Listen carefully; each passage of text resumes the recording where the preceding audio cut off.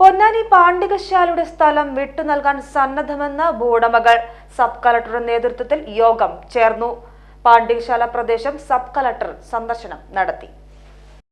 പൊന്നാനിയുടെ ഗതകാല ചരിത്രം പേറി നിലകൊണ്ട ചരിത്ര സ്മാരകമായ പാണ്ഡികശാലയെ സംരക്ഷിക്കാനുള്ള പ്രവർത്തനങ്ങൾക്ക് സന്നദ്ധത അറിയിച്ച ഭൂവുടമകൾ പാണ്ഡികശാലയുമായി ബന്ധപ്പെട്ട പ്രശ്നങ്ങൾ സംബന്ധിച്ച് കൂടിയാലോചനയ്ക്കായി ജില്ലാ കളക്ടറുടെ നിർദ്ദേശപ്രകാരം സബ് കളക്ടർ പൊന്നാനി നഗരസഭയിലെത്തി ഭൂവുടമകളെ കണ്ടിരുന്നു.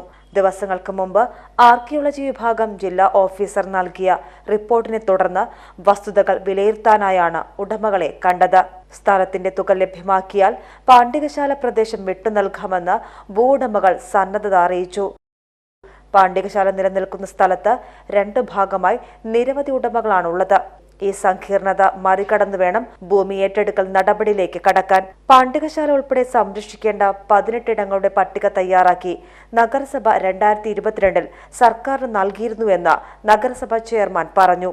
ആർക്കിയോളജി വിഭാഗം ഏറ്റെടുക്കേണ്ട സ്ഥലങ്ങൾക്ക് അനുമതി നൽകിയാൽ മാത്രമേ നിലവിലെ സ്ഥിതി നിലനിർത്തി സംരക്ഷിക്കാൻ കഴിയൂ.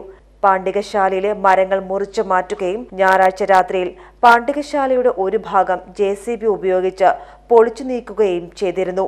ഇതോടെയാണ് ജില്ലാ കളക്ടറുടെ നേതൃത്വത്തിൽ ഇടപെടലുണ്ടായത്. എന്നാൽ പൊളിച്ചവർക്കെതിരെ നോട്ടീസ് നൽകുവാനോ വിശദീകരണം തേടുവാനോ നഗരസഭ തയ്യാറായില്ല. പലതവണയായി മരം മുറിച്ചിട്ടും നഗരസഭയുടെ ഭാഗത്തുനിന്ന് അനക്കമില്ലെന്ന് ബോധ്യപ്പെട്ടതോടെയാണ് പാണ്ഡികശാലയും ഇടിച്ചു പൊളിച്ചു തുടങ്ങിയത്. പുരാവസ്തു വകുപ്പ് ജില്ലാ ഓഫീസർ സ്ഥലം സന്ദർശിച്ച് പുരാതന പൈതൃക കെട്ടിടം സംരക്ഷിക്കുവാനുള്ള നടപടിയുമായി മുന്നോട്ടു പോകുന്നതിനിടെയാണ് പാണ്ഡികശാല പൊളിച്ചു തുടങ്ങിയത്. ചരിത്ര സ്മാരകമായിട്ടുള്ള പാണ്ഡികശാലയിൽ ഒരു കുറച്ച് നശീകരണ പ്രവർത്തനങ്ങൾ നടന്നതുമായിട്ട് ബന്ധപ്പെട്ടുള്ള ചർച്ചകൾ നടത്തുവാനാണ്. അപ്പം ജില്ലാ ആർക്കിയോളജിയുമായി ബന്ധപ്പെട്ട ഓഫീസർ നേരത്തെ തന്നെ വന്ന് സ്ഥലം സന്ദർശിക്കുകയും അതൊരു ചരിത്ര സ്മാരകമാണ്, ഒരു പൈതൃക പ്രാധാന്യമുള്ള സ്ഥലമാണ് എന്നൊരു അഭിപ്രായം രേഖപ്പെടുത്തുകയും ചെയ്യുകയുണ്ടായി. അപ്പോൾ ആ രീതിയിൽ നമ്മളുടെ Kerala state archaeological remains act അനുസരിച്ച് 100 വർഷത്തിൽ കൂടുതൽ പഴക്കമുള്ളതും ഈ രീതിയിൽ ചരിത്ര പ്രാധാന്യവും പൈതൃക പ്രാധാന്യവും ഒക്കെയുള്ള സ്ഥലങ്ങൾ സംസ്ഥാന സർക്കാരിൻ്റെ ഒരു ചരിത്ര സ്മാരകം എന്നുള്ള നിലയിൽ സംരക്ഷിക്കാനുള്ള ബാധ്യത സർക്കാരിന് തീർച്ചയായിട്ടുമുണ്ട്. അപ്പോൾ ആ രീതിയിൽ പൊന്നാനി നഗരസഭ നേരത്തെ തന്നെ സർക്കാരിൻ്റെ ഒരു നിർദ്ദേശം, ഇത് ഒരു പ്രൊട്ടക്റ്റഡ് മോണുമെന്റ് ആയിട്ട് സംരക്ഷിക്കപ്പെട്ട സ്മാരകമായിട്ട് പ്രഖ്യാപിക്കണമെന്നൊരു നിർദ്ദേശം സർക്കാരിലേക്ക് നേരത്തെ തന്നെ അയച്ചിട്ടുണ്ട്. അപ്പോൾ അതിൽ സർക്കാർ തലത്തിൽ നിന്നൊരു തീരുമാനം ഉണ്ടാകുന്നതുവരെ തീർച്ചയായിട്ടും ആ ഒരു സ്മാരകത്തിന്റെ പൈതൃകവും അതിന്റെ തനത് സ്വഭാവവും ഒക്കെ സംരക്ഷിക്കേണ്ട ചുമതല പൊന്നാനി നഗരസഭയ്ക്ക് തന്നെയാണ് വരുന്നത്.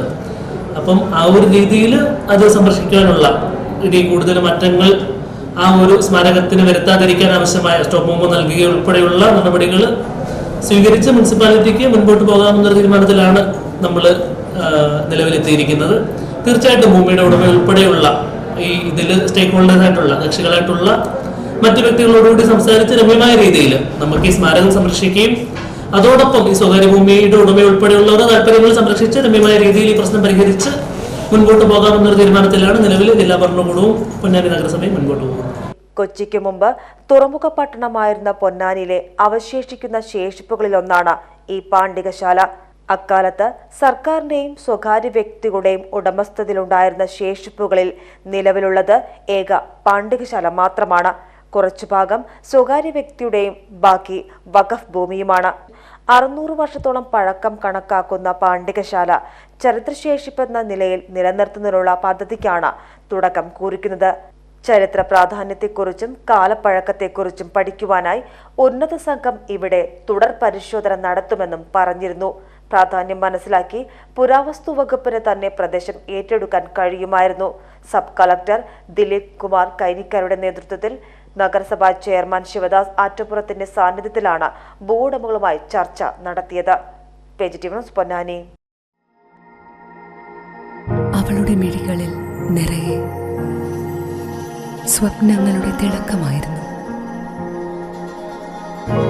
അവളിൽ ഒരു മഞ്ഞുതുള്ളിയുടെ സ്പർശം അതിനുണ്ടായിരുന്നു. ആ കനവുകൾക്ക് പനിനീർ പൂക്കളുടെ സുഗന്ധമായിരുന്നു.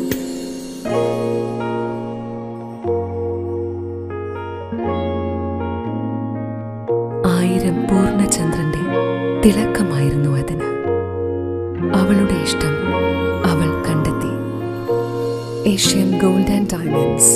ഇവിടെ തുടങ്ങുന്നു ഒരു നല്ല ബന്ധം. Amana mall, Edappal. Main road, Koottanad.